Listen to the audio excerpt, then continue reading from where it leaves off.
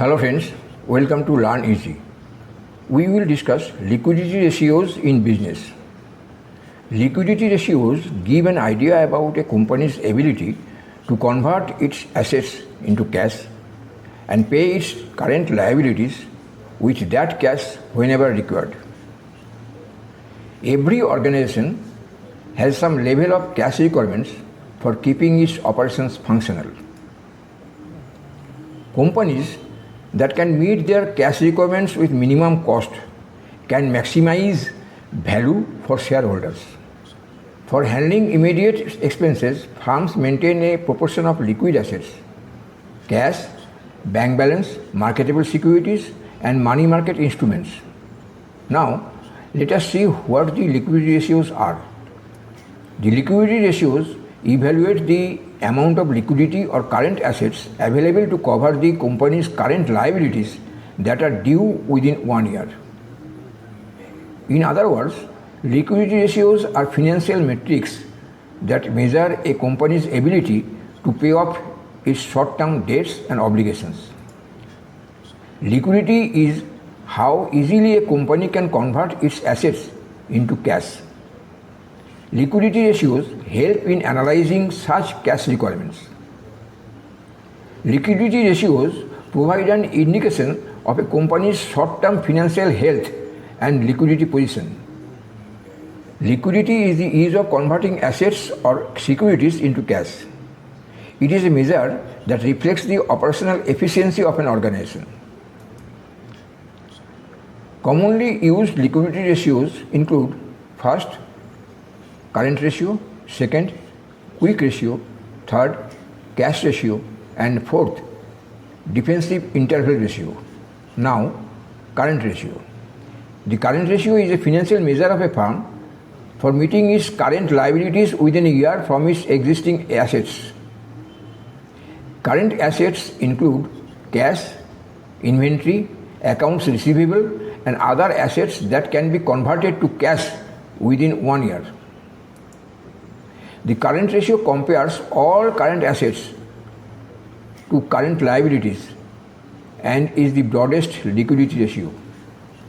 So, current ratio is equal to current assets divided by current liabilities. Current liabilities include short-term debts, outstanding salaries, wages, electricity expenses, rent, taxes, and long-term debt installments. Current ratio of 2:1 defines good working capital position in general.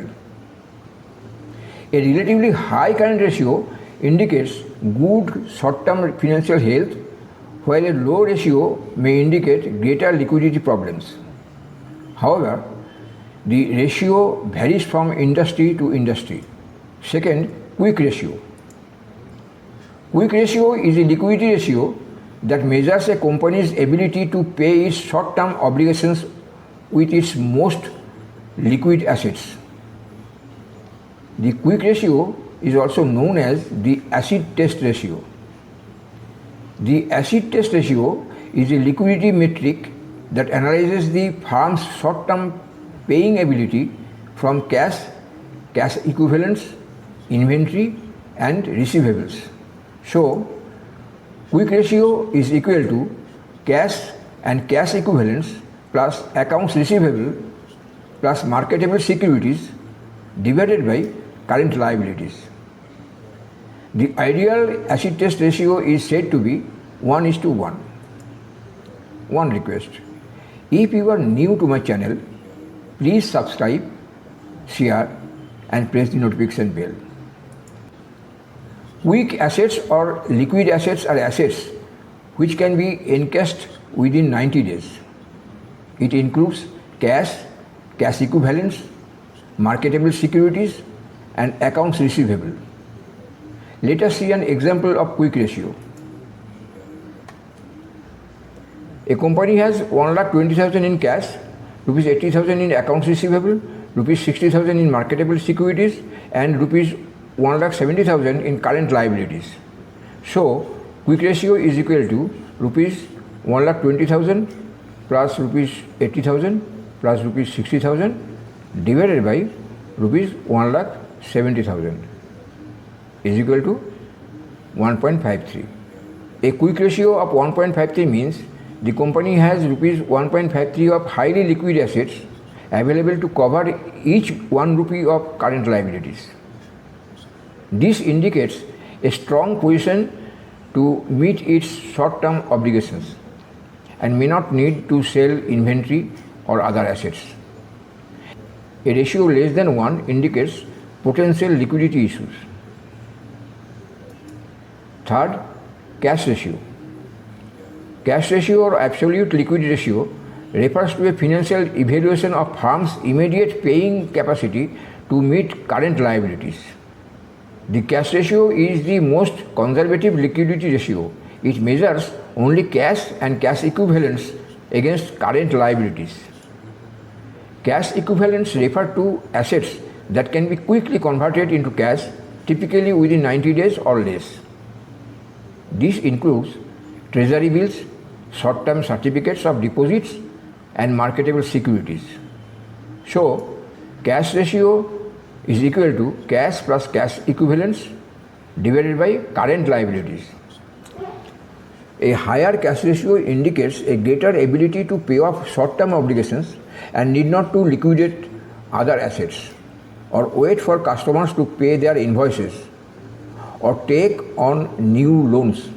However, holding excessive cash can also mean a company is not maximizing its investment opportunities. If cash ratio is greater than 1, then the company can cover all its liabilities out of its existing cash reserves. Cash ratio of 2:1 means the company's cash and cash equivalents are twice that of current liabilities. The firm can easily pay off obligations. Fourth, defensive interval ratio. The defensive interval ratio is the number of days a company can solely survive on its liquid assets and clear operating expenses. This ratio gives an idea of whether liquid assets are enough to cover the daily cash requirements. A defensive interval ratio can be found out by dividing liquid assets with estimated daily cash requirements. So, defensive interval ratio is equal to liquid assets divided by estimated daily cash requirements. The daily cash requirements can be estimated from the past patterns of cash requirements. Defensive interval period of 250 days is commendable for the smooth functioning of a business. Now let us see the difference between liquidity ratio and solvency ratio. First, while liquidity ratios evaluate the short-term financial situation, solvency ratios evaluate the long-term financial sustainability and risks.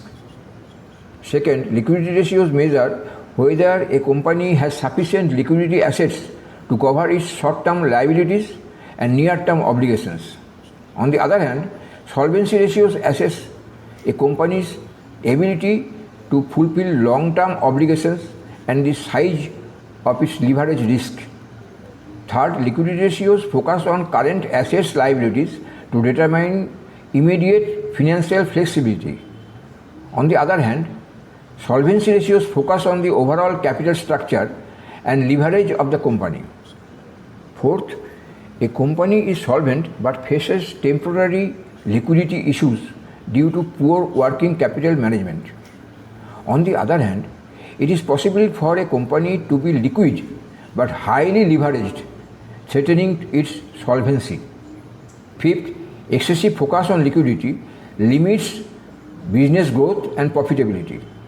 On the other hand, pursuing higher returns through increased leverage compromises solvency. Let us conclude. Liquidity ratios serve as a yardstick to gauge a company's ability to settle its floating charges promptly. Liquidity is a prerequisite of trouble-free business functioning. It assures that a firm can fulfill its short-dated financial responsibilities without hindrance. That's all. Thank you for watching the video.